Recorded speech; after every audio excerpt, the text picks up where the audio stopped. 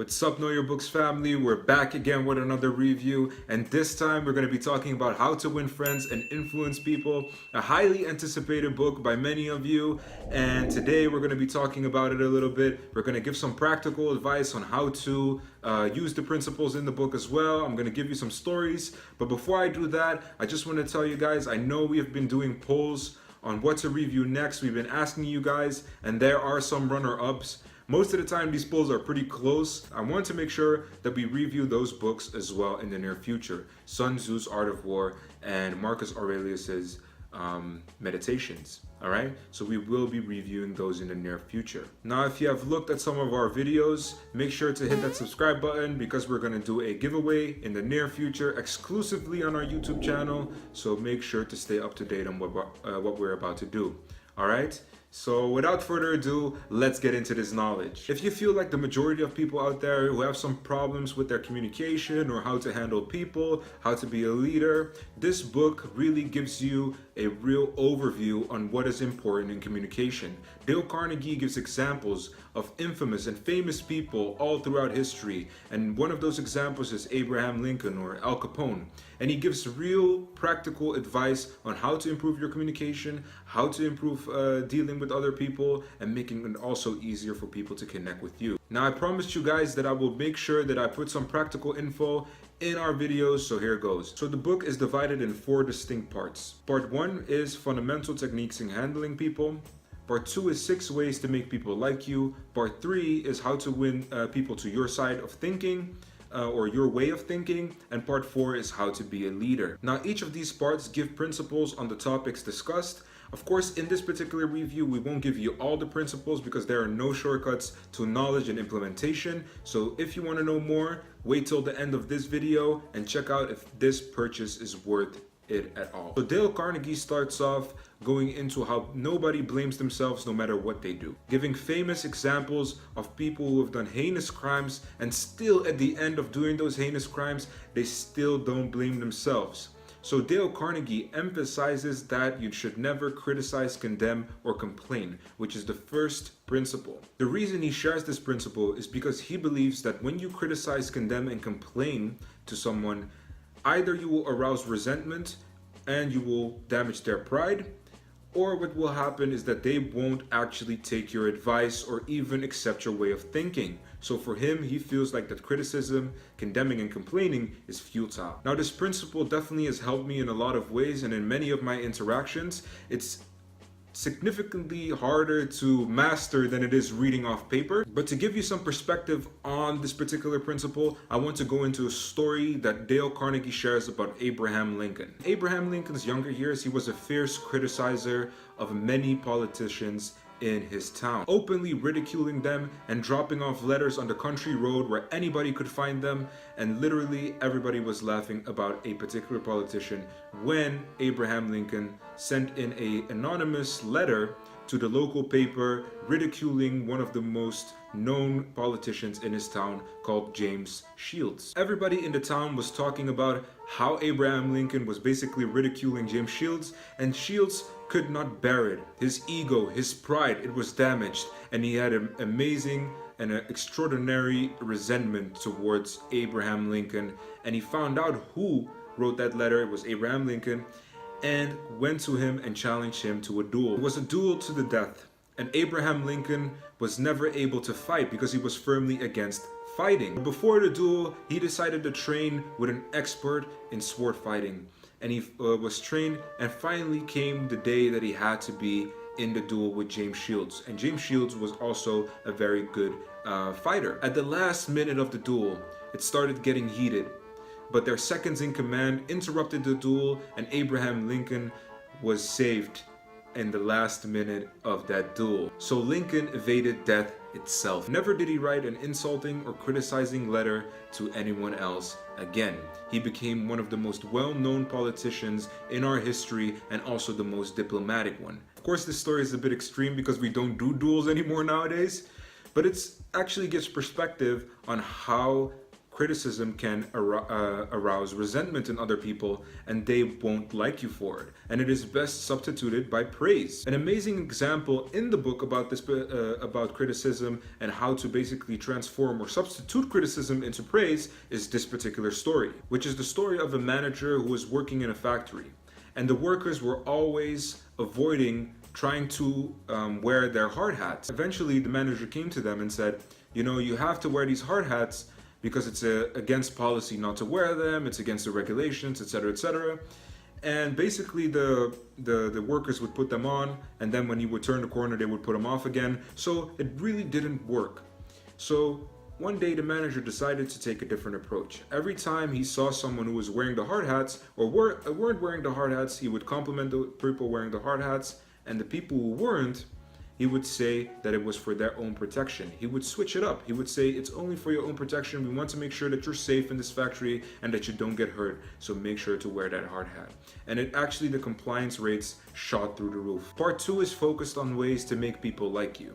Going into principles or basic principles like smiling or asking another person questions, being interested in another person, but also remembering the person's name.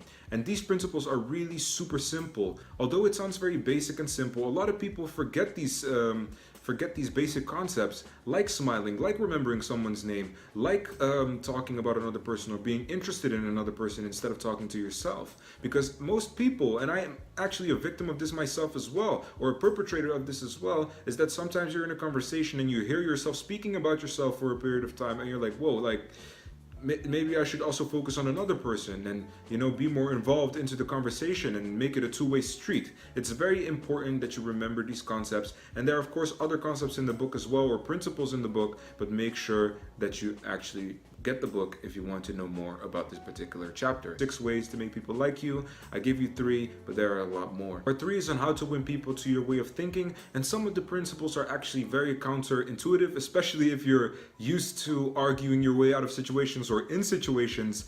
Then these principles will probably come as a real shock to your daily life, such as avoid argument at all costs, or make sure to admit as fast as possible when you're wrong, never tell a person that they're wrong, you know, and these type of principles. One of the funniest stories about admitting when you're wrong is when Dale Carnegie goes to the park together with his little dog. So Dale Carnegie used to bring his little dog over in the park and let him roam free without a leash or a muzzle.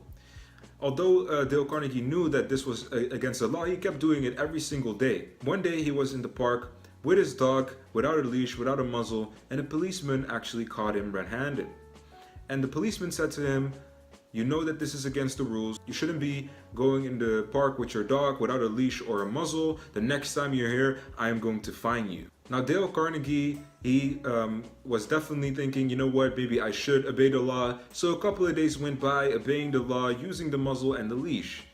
After a couple of days, Dale Carnegie was like, my dog doesn't like the leash, so he went ahead anyway, and he went to the park and he let his little dog roam free. And that day, it was actually pretty unlucky because the dog started running over a hill, and the policeman was there immediately over that hill, and Dale Carnegie was caught red-handed by that policeman. Before the policeman could say anything to Dale Carnegie spurted out and he said, I'm guilty. You caught me red-handed, it's against the law. You saw that I am with my dog without a little muzzle or without a leash. I'm guilty, no excuses, you caught me red-handed. And the policeman was like, you know what, don't worry about it. You know, it's a temptation to let your dog roam free in the park, especially when there are no people around.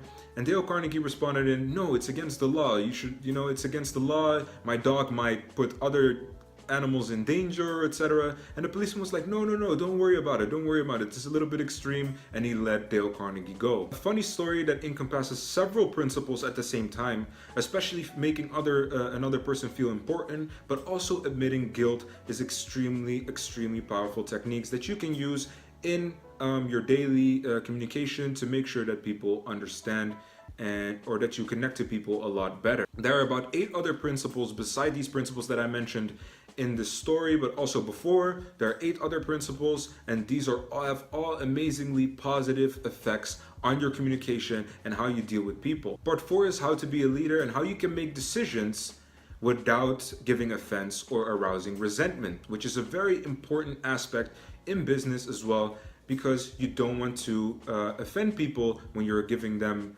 ways, or when you want to correct them or give them orders or things such as this. You don't want to arouse resentment or give offense. And I think this one is actually one of the most important chapters in the book, although all these parts are actually connected in some way.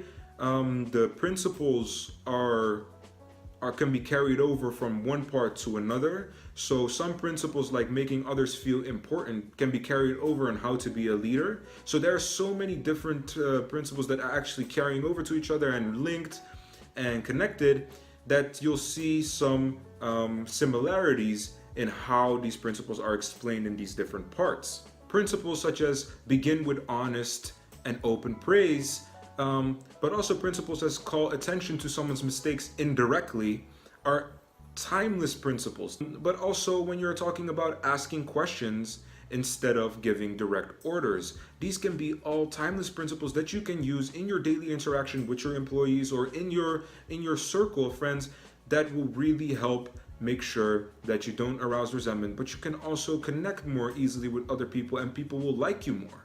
The main thing is, no one wants to be around a person that makes them feel inferior or criticizes them in front of others.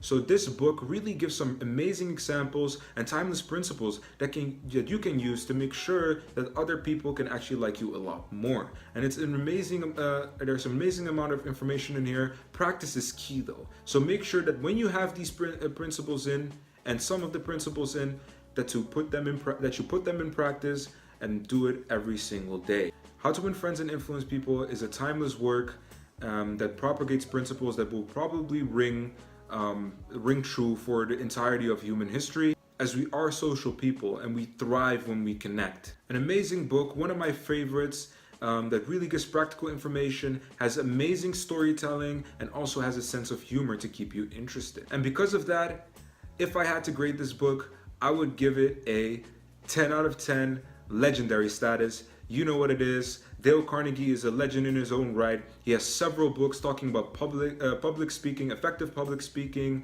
making life more rewarding and less worrisome. But also this book, How to Win Friends and Influence People, has been one of the key books that people read to basically improve on their communication, improve their relationships, improve their sales, improve their business. So this is really a legendary book. If you are a starting entrepreneur, blogger, vlogger, or you just stepped into the corporate world, or you're just a student of the game, we suggest books and materials that can make you even better than you already are. So if you like some of our videos, make sure to subscribe. And if you're an avid Instagrammer, make sure to follow us at Know Your Books. Thanks for watching. And if you're here, then you should probably know your books.